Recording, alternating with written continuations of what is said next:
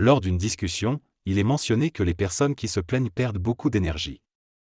La personne qui parle exprime des difficultés à aborder le sujet et se dit inhibée. Il est également souligné que l'évolution de chacun est liée à des groupes passés et que certaines personnes réincarnent des individus avec lesquels elles avaient des liens dans le passé. Des mémoires réincarnatives similaires peuvent circuler entre différentes personnes, ce qui leur permet d'assimiler des informations plus facilement. Certains individus peuvent également réincarner des mémoires de personnages historiques, ce qui favorise leur évolution. Il est précisé que ces réincarnations ne sont pas les authentiques réincarnations des personnes en question, mais plutôt des recréations de leur mémoire et structures qui catalysent l'évolution des individus. Il semble que l'auteur parle de personnes ayant des contacts avec des catalyseurs de l'évolution, tels que les Melchizedek. Il mentionne qu'à l'adolescence, les Melchizedek ne peuvent pas intervenir, ce qui peut créer des problèmes. Il explique que la plupart des individus sont freinés par la peur d'être jugés par les autres et par le rejet de soi-même. Il souligne que l'être humain est souvent bloqué par la comparaison avec autrui et la compétition, ce qui crée des problèmes d'estime de soi.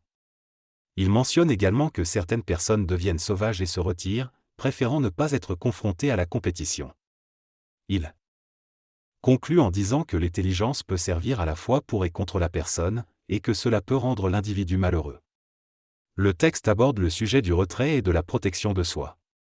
Il explique que lorsque les enfants ou les adultes se sentent différents en raison de leur intelligence, ils ont tendance à se retirer socialement pour se protéger. Cependant, cette retraite peut devenir néfaste sur le plan psychologique, car elle crée un rejet de soi-même et une diminution de l'estime de soi. L'auteur donne l'exemple d'une personne qui refuse de se montrer en maillot de bain par peur du jugement des autres. Il souligne que le jugement est toujours négatif car il implique une supériorité par rapport à l'autre. Finalement, il met en garde contre le fait de se concentrer uniquement sur le plan mental ou intellectuel au détriment des plans astral, vital et physique, qui peuvent conduire à la destruction de soi. Les individus progressent vers une dissociation qui ne se limite pas à un niveau mental. Il est important de prendre conscience de cette dissociation mentale. L'auteur affirme que lorsqu'il fait quelque chose qu'il considère comme stupide, il se dit que ce n'est pas lui qui l'a fait, car s'il le trouvait stupide, il ne l'aurait pas fait. Il croit en l'existence d'une âme qui contrôle son corps physique et son corps vital, et que l'âme peut influencer ces derniers de manière indépendante du mental. Cependant, cette dissociation entre le mental et l'astral peut devenir problématique lorsque l'astral se dissocie totalement de la source mentale. Cela peut conduire à une déconnexion entre le mental et le corps astral, rendant impossible la communication mentale et la nutrition du corps astral. Cela peut également conduire à la destruction du corps physique sous le poids de l'ego. L'auteur souligne que si l'astral ne communique pas son énervement au mental, celui-ci ne le sait pas. Le mental ne peut lire que les régions qu'il contrôle dans le corps physique. Par conséquent, l'astral peut imprimer du stress dans les parties du corps que le mental ne peut pas lire, ce qui peut entraîner des problèmes de santé insidieux. L'auteur affirme que progressivement, les individus seront de moins en moins manipulables par le mental et plus manipulables par l'astral à travers des mécanismes organiques. Cette dissociation peut provoquer un malaise où mentalement tout semble aller bien, mais le corps est pris dans un sable mouvant invisible. Un corps organique est lié aux organes et notamment au système digestif et endocrinien. Lorsque le corps est pris dans la boue des stress astraux, il peut être perturbé. Les individus avec une structure mentale plus faible peuvent vivre cela de manière moins intense. Les expressions astrales peuvent se manifester par des comportements colériques, jaloux ou manipulatifs. Les enfants téflons, qui ne s'acceptent pas encore totalement, ont tendance à se défendre en attaquant les autres. La méthode PMC est de vérifier physiquement le stress que l'ego vit, même si mentalement on ne s'en rend pas compte. Le stress peut endommager les organes et conduire à une mortalité pathologique. Les maladies de l'aide sont en train de devenir de plus en plus individualisées. Il est important de dissocier l'astral du mental afin de mieux comprendre et améliorer sa vie. Lorsque l'astral se dissocie du mental, il peut devenir incontrôlable. Il est comparé à une voiture qui continue à accélérer malgré les actions du conducteur. Le texte parle de l'importance de la dissociation entre le conducteur et sa voiture pour éviter les accidents. Il explique que lorsque le conducteur se dissocie de sa voiture, il n'est plus stressé par les éventuels problèmes qui pourraient survenir. En revanche, lorsque la voiture se dissocie du conducteur, cela peut causer des accidents mortels. L'auteur mentionne également que cette dissociation peut être bénéfique sur le plan émotionnel mais peut poser problème sur le plan mental, car il peut y avoir une perte de contact entre les deux. Il souligne ensuite l'importance de se reconnaître tel que l'on est et de ne pas avoir peur de se découvrir soi-même. Les individus ont souvent peur de s'approcher de l'autre de peur de se confronter à leur propre vérité. Il encourage donc à faire face à ses propres défauts pour pouvoir les éliminer et vivre en harmonie avec soi-même. Le texte soulève la question de la complexité de la vie et de notre tendance à la compliquer. Inutilement en raison de nos inhibitions et de nos projections. Il met en évidence l'importance d'accepter qui nous sommes vraiment, sans se soucier de l'opinion des autres. L'auteur insiste sur le fait qu'il y a de l'intelligence chez les autres, mais que si nous utilisons notre intelligence de manière imbécile, nous ne verrons que l'imbécilité chez les autres. Il souligne également que le fait de se focaliser sur nos problèmes nous pousse à voir des problèmes chez les autres, ce qui complique encore plus notre vie. En bref, l'auteur encourage à être authentique, à faire preuve d'intelligence dans notre perception des autres et à ne pas chercher la complication là où il n'y en a pas. L'auteur exprime son envie de jouer au badminton avec quelqu'un, mais se rend compte que cette personne est toujours en train de se plaindre.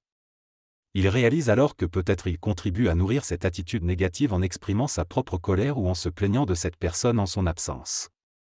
Il réfléchit sur le fait que nous avons tendance à étiqueter les autres en fonction de certaines caractéristiques, mais que chaque rencontre est en réalité une occasion de se voir soi-même reflété chez l'autre. Il soutient que si nous pouvions simplement être nous-mêmes, sans essayer de changer ou de ressembler à quelqu'un d'autre, nous pourrions vraiment évoluer. Il ajoute que l'intelligence humaine a besoin de s'associer à l'amour pour être complète, et que certaines personnes se privent d'eux.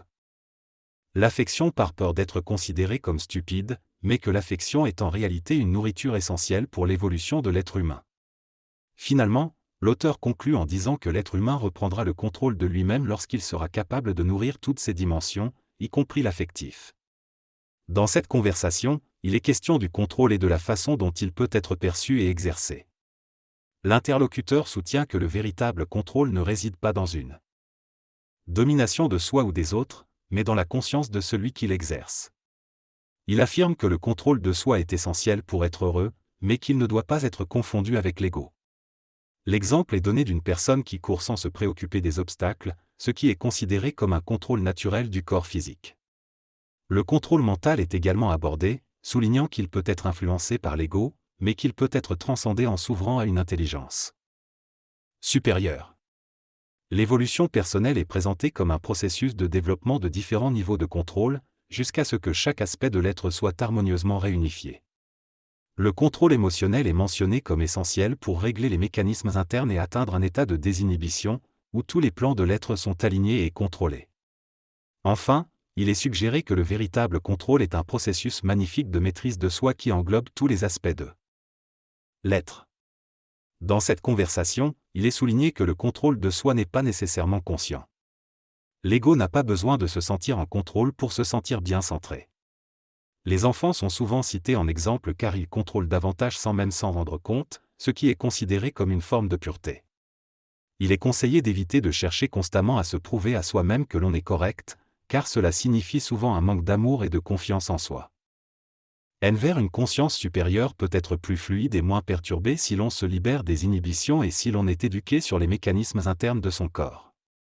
Il est également mentionné qu'à l'avenir, de nouvelles médecines et méthodes d'éducation seront nécessaires pour régénérer et restructurer le corps. Des structures d'enseignement et d'éducation seront développées pour aider les individus à apprendre ces nouvelles connaissances. Cette conversation souligne également qu'il y a une évolution en cours et que des changements sont à venir. L'individu explique que les êtres humains doivent continuer à avancer dans leur cheminement spirituel. Il compare cela à monter des marches d'un escalier. Il affirme que chacun a un rôle cosmique à jouer, mais que ce rôle peut évoluer et changer au fil du temps. Par exemple, une personne peut commencer par donner des conférences, puis se tourner vers les affaires ou d'autres domaines. L'important est de continuer à avancer pour permettre à d'autres personnes de prendre leur place. Il souligne également l'importance d'investir de l'énergie, du temps et parfois de l'argent pour construire des structures humaines solides. Il critique la tendance à la médiocratie, où les individus ne s'aiment pas et se sous-estiment. Il explique ensuite le concept d'une partie de soi astralisée qui cherche à s'exprimer lorsque le moi dominant est retiré. Il conclut en expliquant que chaque personne possède une puissance intérieure qu'elle doit laisser s'exprimer. Le texte aborde plusieurs sujets de réflexion. D'abord, il évoque l'idée que le roi ne s'est pas occupé des marécages mais des terres cultivables, contrairement à Jean XIII qui s'occupe des marécages. Cependant, il est dit que cultiver des marécages ne permet que de cultiver des maringouins, qui peuvent ensuite se propager dans les bons champs et transmettre des maladies. L'ego serait une opposition à la fois pour soi-même et pour les autres, car il peut inciter à l'autodestruction et à entraîner les autres dans cette direction. Ensuite, le texte soulève l'idée de prendre son tour, sa place, et de se recentrer en éliminant ce qui est futile. Il est dit qu'en développant son intelligence, de nombreuses choses deviennent niaises. La proposition est alors faite de faire certaines actions qui peuvent sembler niaises, comme se regarder nu dans un miroir pendant 15 minutes, laisser quelqu'un conduire de manière chaotique sans le juger, regarder les nouvelles sans les trouver niaises, ou ne pas juger quelqu'un qui montre fièrement son chèque de gain. L'idée centrale du texte est que l'être humain est centré lorsqu'il ne trouve plus rien de niaiseux. Cela ne signifie pas qu'il doit tout accepter, mais plutôt qu'il ne perd plus d'énergie à juger les choses sans importance. L'auteur suggère d'abord de s'interroger sur ce qui est niaiseux en soi et de régler ses problèmes pour se concentrer sur des choses plus importantes. Enfin, il est fait mention de la tendance des gens à changer de personnage lorsque des invités arrivent, mais l'auteur critique cette hypocrisie et soutient qu'il faut être vrai et ne pas jouer le jeu des autres. Le message principal de ce texte est que l'humanité se complique souvent la vie en s'empêchant d'être authentique et de faire ce qu'elle aime, par peur du jugement des autres. L'auteur encourage à s'accepter tel que l'on est, sans se soucier du regard des autres. Il souligne que la majorité des blocages dans notre évolution personnelle sont dus au fait que nous gaspillons notre énergie à vivre en fonction des autres. Il critique également ceux qui passent leur temps à se conformer aux attentes sociales, comme les culturistes qui modifient leur corps pour plaire aux autres plutôt que par amour pour eux-mêmes.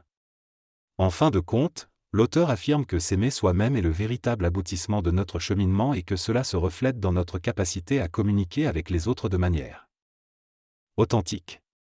Dans ce discours, l'orateur exprime son ressenti lorsqu'il voyage en avion ou en autobus. Il affirme ne pas être dérangé lorsque quelqu'un s'assoit à côté de lui et même engager la conversation si la personne le désire. Cependant, il soulève le fait que certaines personnes peuvent être anxieuses à l'idée que quelqu'un vienne s'asseoir à côté d'elles. Il critique cette attitude, la qualifiant d'hypocrite. Il évoque également l'idée de pureté chez les enfants et de la nécessité de combiner cette pureté avec la connaissance chez les adultes. Finalement, il aborde le thème de l'amour de soi et soutient que lorsqu'on critique des comportements niaiseux chez les autres, cela peut être lié à un manque de confiance en soi. Il conclut en affirmant que chacun a sa propre logique et qu'il peut être difficile de communiquer avec quelqu'un qui est trop fixé sur sa propre vision des choses.